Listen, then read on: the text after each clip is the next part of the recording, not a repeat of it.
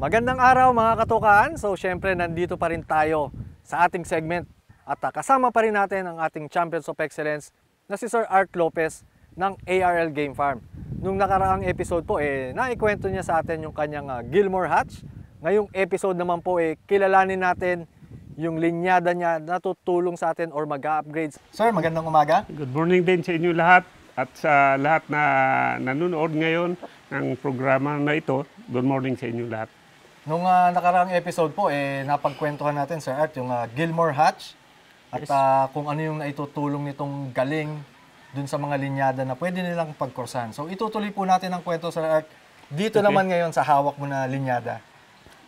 Ito po ngayon yung sa isang episode na yun, nung nakaraan nabanggit ko yung Grapin Claret. Ito ngayon na yung hawak-hawak natin.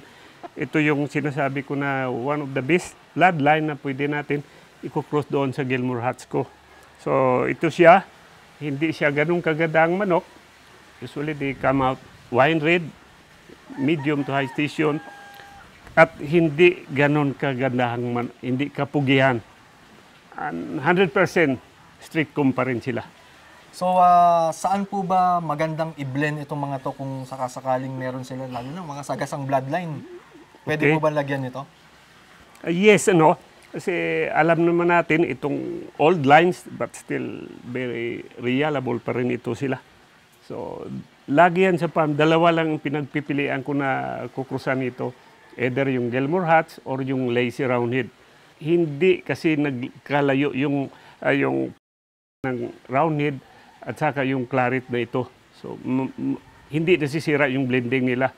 So gaya din ng Gilmore Hatch dahil abang din sila. So nadadagdagan yung ability nila, yung accuracy pag nalagyan po natin ng clarets.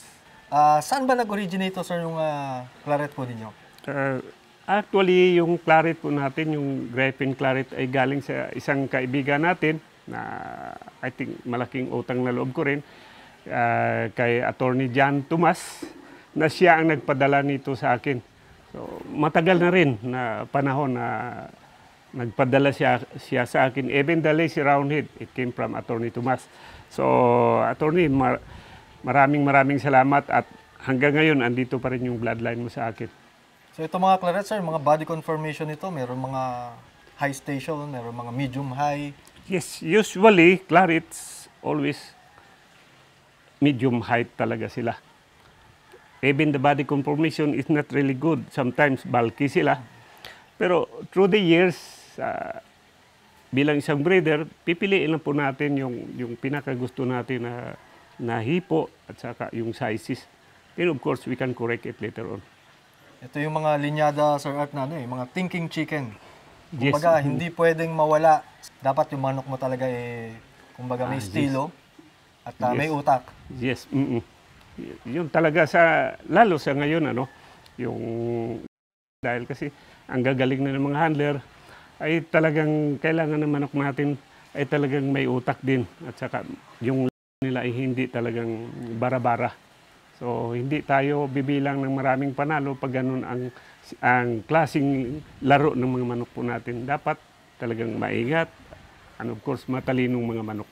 Sa mga stag derbies, ito bang mga claret na ito pwedeng ilan na stag or mas maganda silang pagulangin? Yes, I think magandang tanong din yan, dahil usually, pag sinabi natin claret, usually, yung nasa isipan ng mga tao is talagang dapat pagulangin. Pero dito kasi na-testing ko na rin sa farm, sa stag. Maganda naman yung resulta. Although, talagang i-advise ko pa rin na pagulangin po natin at doon po natin makikita talaga yung full na abilidad ng isang claret. Dahil habang tumatanda kasi yung isang claret ay talagang nagiging matalino sila